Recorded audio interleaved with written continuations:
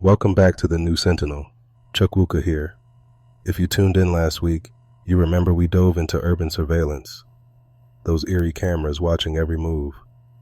Today, we're flipping that lens skyward and talking drones, specifically how these unmanned beasts have changed the face of war. My panel knows all about strategy and battle scars. Ethan, Major Graves to most, when did drones first pop up on your radar? Chuck Wuka, I remember those days well. We're talking early 2000s, Iraq and Afghanistan. Folks were still getting their heads around remote-controlled warplanes that didn't need a pilot glued inside. I saw 'em first as glorified recon tools. But the second that first hellfire went hot, everything changed. In terms of battlefield innovation, drones are like the tank in World War I. Suddenly, the pace and style of warfare shifted.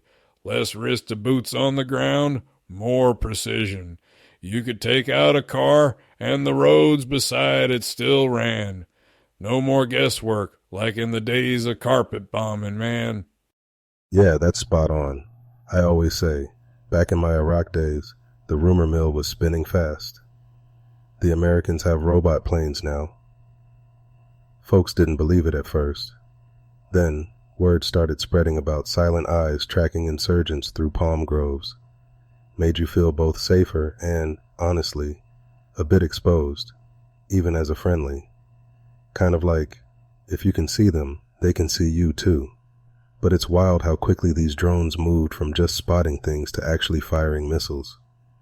That level of precision, Ethan, you called it out. It really does feel like a leap, not just a step, for military ops. Chukwuka, it's all about survivability and target discrimination. I remember our platoon in Syria, those old birds from the 80s and 90s. Way different story. With drones, now I'm not risking my boys chasing a signal in the desert. I got live feed. Hell, sometimes it felt like Call of Duty, except there's no pause button. You're watching everything unfold, real time, what's over that next ridge.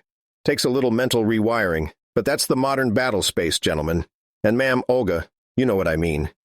Absolutely, Duke. But for me, as an outsider to military operations, what stands out is how quickly warfare became remote, almost impersonal. You press a button, someone thousands of miles away dies, and that changes not only tactics, but also the psychology of conflict itself. Drones might save soldiers, yes, but the cost for ordinary people on the ground? That's something we often gloss over when we talk only about the strategic advantages. Olga's got a point. Gotta admit, for every drone that saved a squad, there's always the risk of overreach, maybe even easy temptation to use force more often.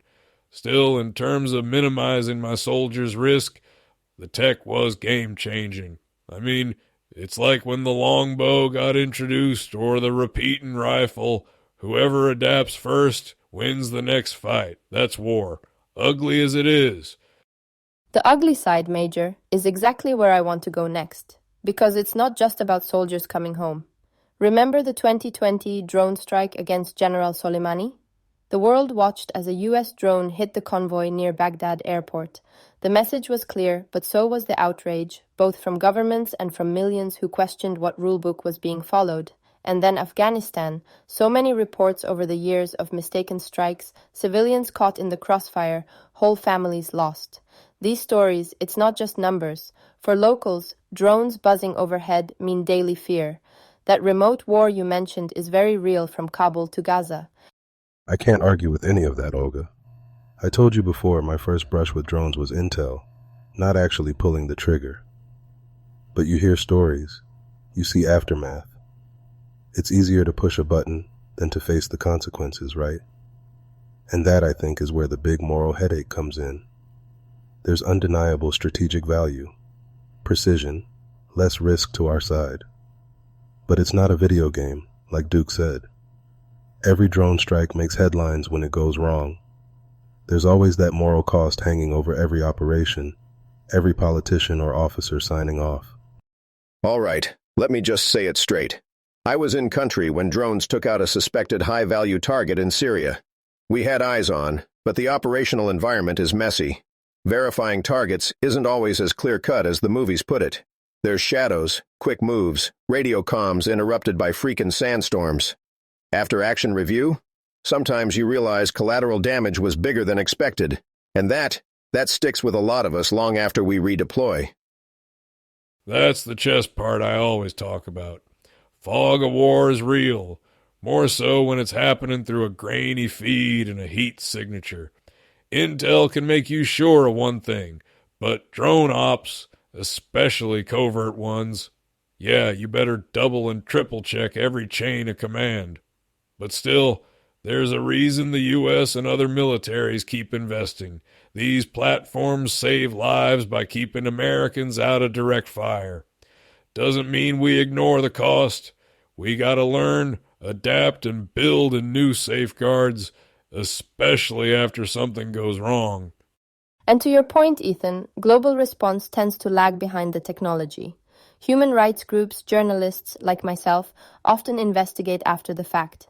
There's anger, frustration, but also real legal debates. What's the difference between a targeted strike and an extrajudicial killing? Drones blur those lines. For families underneath, no justification can bring back a child or a parent. I think as drone warfare expands, the questions of justice and legitimacy will only get louder, not quieter. Yeah, that tension, safety versus ethics. We felt that in every modern conflict. Almost makes you wish the tech would slow down a bit so our policies and our souls could catch up, eh? But slowing down's not in the cards, Chukwuka. The tech is just running. Look at where we are now. Autonomous drones, AI pulling triggers with less direct human intervention. The UN started talks, trying to wrangle new rules of engagement because, honestly, the old Geneva Conventions didn't predict robot pilots. Now, with Russia, China, and the US all pouring billions into smarter, faster, totally autonomous systems, we're looking at a new strategic chessboard. If your opponent's next move is decided by code, not a commander, how do you plan? That's been keeping analysts up at night. That's straight facts, Major. And you know what? If the other guy's running AI drone patrols 24/7, you'd better be just as fast, or you're a sitting duck. But here's the kicker. Can you trust the machine? What kind of safeguards do we have if the system misreads a convoy for a column of tanks and goes hot? That's real fire and forget. And sometimes there's no undo when you get it wrong. We need clear lines, accountability, and dudes in the loop, at least for now. This is where transparency matters most. There must be civilian oversight, ethical standards, global norms, or else it's an arms race with less and less accountability. People have to know what's being deployed in their name and what risks are being considered. I fear that without international agreement, these new technologies will simply automate old injustices, making it harder to seek justice when mistakes or crimes inevitably happen. The future is not just about who has the smartest drones, but who builds the smartest rules. Right, and let's not forget, as these systems evolve, blown calls can mean escalation, not just loss of life, but full-on conflict between states.